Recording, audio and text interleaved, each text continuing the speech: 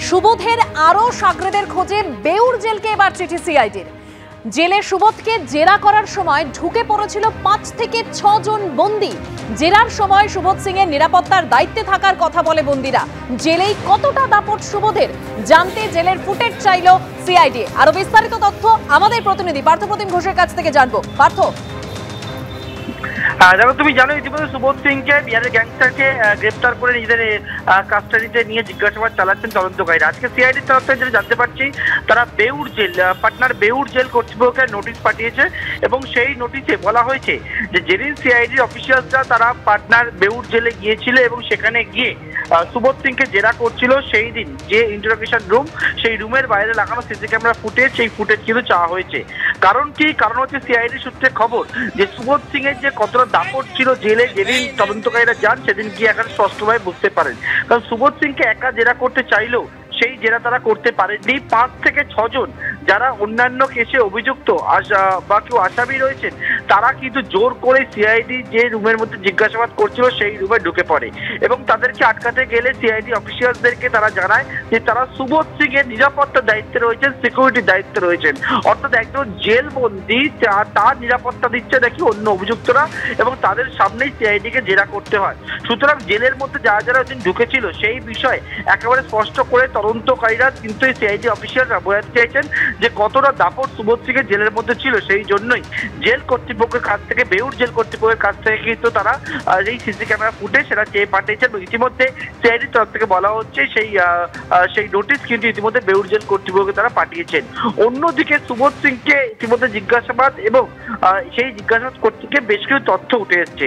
সেই তথ্যের মধ্যে অত্যন্ত গুরুত্বপূর্ণ তথ্য হচ্ছে মনীশ শুক্লা মার্ডার কেস এবং এই Manish Shukla murder case, BJP councillor murder কেসে বেশ কিছু তথ্য পেয়েছে। এই তথ্যের উপর ভিত্তি করে আজকে সিআইডি অফিসিয়ালসরা প্রায় 2 ঘন্টা ধরে দমদম জেলে তারা মনীশ শুক্লা খুনের ঘটনায় যারা গ্রেপ্তার হয়ে রয়েছেন তার মধ্যে এক অভিযুক্তকে জেরা করেন এবং যে বিষয়ে সিআইডি তরফ থেকে বলা হচ্ছে যে এই যে জেরা পর্বটা করা হয়, কারণ মনীশ শুক্লা খুনের ঘটনায় বেশ কিছু নতুন তথ্য তাদের কাছে উঠে এসছে, সেই তথ্যের উপর ভিত্তি করেই জেরা। অর্থাৎ মনীশ শুক্লা খুনের ঘটনাতেও ফের যে সিআইডি তৎপর, সেটা কিন্তু আজকের এই জিজ্ঞাসাবাদ পর্ব থেকে কিন্তু স্পষ্ট করে বোঝা যাচ্ছে। দেবস্মিতা, ধন্যবাদ পার্থ। লোকসভা ভোটের পর প্রথম পরীক্ষা ছিল 4 কেন্দ্রে বিধানসভা উপনির্বাচন, 4-এ 4 তৃণমূল কংগ্রেস। রানাঘাট দক্ষিণের ছবি রাখবো আপনাদের সামনে। মুকুটমণি অধিকারী, যিনি লোকসভা ভোটে পরাজিত হয়েছিলেন, এবারে বিধানসভা উপনির্বাচনে বিপুল ভোটে জয়লাভ করলেন। 38,616 ভোটে জয়ী হলেন তৃণমূলের মুকুটমণি অধিকারী।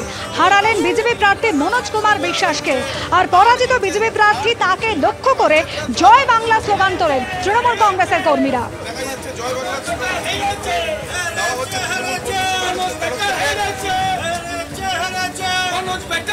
সন্ত্রাস কেন্দ্রীয় বাহিনী নিজে কিছু করতে পারে না, তো সে তো লোকাল অ্যাডমিনিস্ট্রেশন, পশ্চিমবঙ্গের যে অ্যাডমিনিস্ট্রেশন তার দ্বারা পরিচালিত হয়। তাকে রাস্তায় দিয়ে ঘুরিয়ে নিয়ে বেড়াচ্ছে, তাকে ভালো মন্দ খাওয়াচ্ছে, সে তাকে যা বোঝাচ্ছে সেটা বুঝছে। ইতিমধ্যে দেখা যাচ্ছে বিজেপি প্রার্থীকে দেখে জয় বাংলা স্লোগান দিচ্ছেন তৃণমূল কর্মী সমর্থকেরা এবং তার সঙ্গে বিজেপি প্রার্থী তিনি কিন্তু বলছেন যে তার এই যে হার, তিনি সেই হারটি মানছেন না। জয় বাংলা স্লোগান কিন্তু দেখা যাচ্ছে, জয় বাংলা স্লোগান ইতিমধ্যে দেওয়া হচ্ছে তৃণমূল কর্মী সমর্থকদের তরফ থেকে।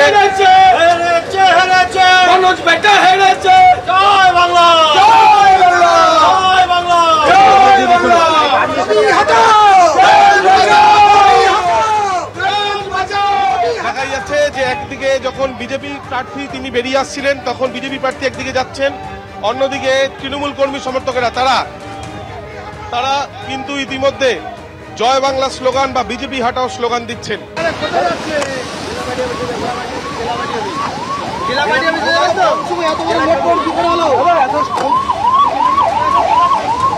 আরে এবার যেতে দাও। আমি তো বুঝো জেলা কার্যালয়